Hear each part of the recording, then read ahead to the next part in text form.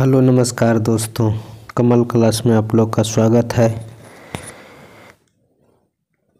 तो चलिए आज वर्ग 10वां के संस्कृत के नीति श्लोक पाठ के सभी वस्तुनिष्ठ प्रश्न और बोधात्मक प्रश्न का हल करते हैं।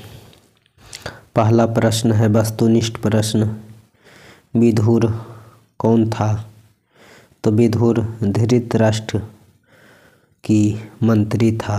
क्या था? धृतराष्ट्र की मंत्री था। दूसरा प्रश्न है उत्तम शांति क्या है? तो क्षमा कर देना उत्तम शांति होता है। परम संतोष क्या है? परम संतोष क्या है?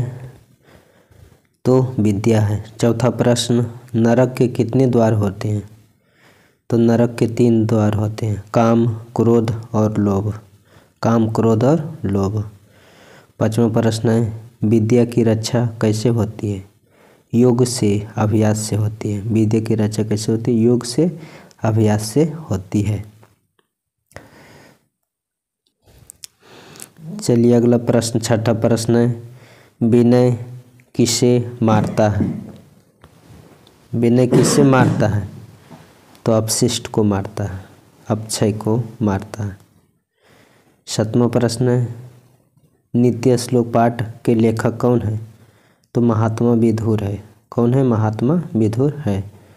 8वां प्रश्न है आध्यात्मिक ग्रंथ किसे कहा जाता है? उपनिषद को कहा जाता है। आध्यात्मिक ग्रंथ किसे कहा जाता है? उपनिषद को जाता है। उपनिषद की संख्या कितनी है? 108 है। 9वां प्रश्न है उन्नति चाहने वाले मनुष्य को कितने दोष को त्याग देना चाहिए? दोस्त नहीं, दोष। दोष मतलब अवगुण। अवगुण को त्याग देना चाहिए। तो 6 दोष को, गलती लिखा गया 6, 6 दोष। 6 दोष को त्याग देना चाहिए। निंद्रा, तंद्रा, भयम, क्रोधम, आलसम, दीर्घ सुदरता। 10वां प्रश्न है घर की लक्ष्मी कौन होती है? तो स्त्री होती है। कौन होती है? स्त्री होती है। विदुर नीति का रचना किसने किया? तो महात्मा विदुर ने किया। किसने किया? महात्मा विदुर ने किया। बोधात्मक प्रश्न है।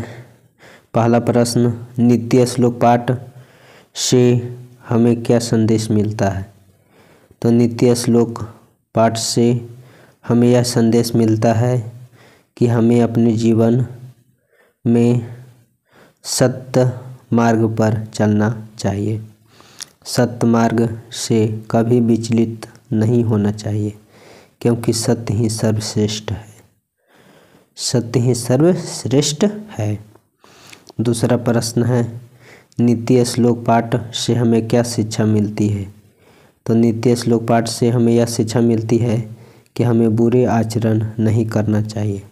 काम, क्रोध और लोभ को नहीं करना चाहिए। लोभ को नहीं करना चाहिए। क्रोध नहीं करना चाहिए और काम वासना ज़्यादा नहीं करना चाहिए और लोभ भी नहीं करना चाहिए।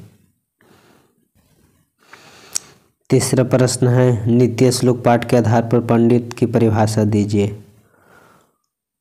उत्तर है वह व्यक्ति जिसके कर्म को सर्दी, गर्मी, भय, आनंद, उन्नति, अवनति बाधा नहीं डालता है, उसे पंडित कहते हैं।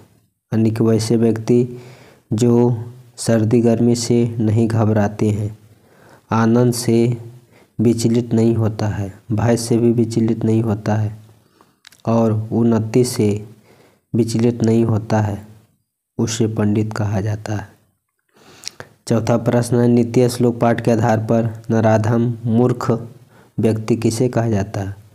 वह मनुष्य जो बिना बुलाए किसी सभा में प्रवेश करता है और बिना पूछे बहुत बोलता है और नहीं विश्वास करने पर भी विश्वास करता है, उसे नराधमा कहा जाता है, उसे मूर्ख कहा जाता है। वैसा व्यक्ति जो बिना बुलाए किसी के यहाँ जाता है और बिना पूछे बहुत बोलता है और नहीं विश्वास करने पर भी विश्वास करता है, उसे मूर्ख नराधम कहा जाता है।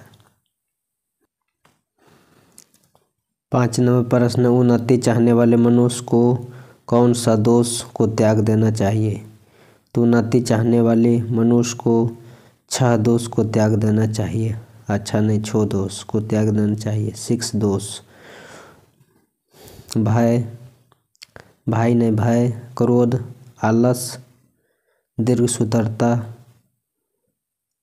क्रोध आदि को त्याग देना चाहिए। काम टालने की प्रवृत्ति को त्याग देना चाहिए। 6ठा प्रश्न, नीति श्लोक पाठ के आधार पर किनकी रक्षा किस रूप में करनी चाहिए? तो 6ठा प्रश्न है, सत्य के द्वारा धर्म की रक्षा करनी चाहिए। सत्य से धर्म की रक्षा होती है, अभ्यास से विद्या की रक्षा होती है, श्रृंगार से रूप की रक्षा होती है और चरित्र के द्वारा कुल की रक्षा होती है। 7वां प्रश्न इसमें कट गया है। 7वां प्रश्न आप लोग को बोल देते हैं। 7वां प्रश्न है, नीति श्लोक पाठ के आधार पर स्त्री की क्या विशेषता होती है? तो स्त्री घर की लक्ष्मी होती है, स्त्री घर की शोभा बढ़ाने वाली होती है, स्त्री पूजनीय होती है, स्त्री भाग्यशाली होती है, स्त्री को विशेष रूप से रक्षा करनी चाहिए, स्त्री पुण्यमयी होती है, स्त्री के द्वारा ही दुनिया में मनुष्य की जन्म होती है, अतः स्त्री को विशेष रूप से रक्षा करना चाहिए। इस पाठ में इतना ही। वीडियो देखने के लिए आप लोग का धन्यवाद। Thank you. जय हिंद, जय भारत, वंदे मातरम, भारत माता की जय।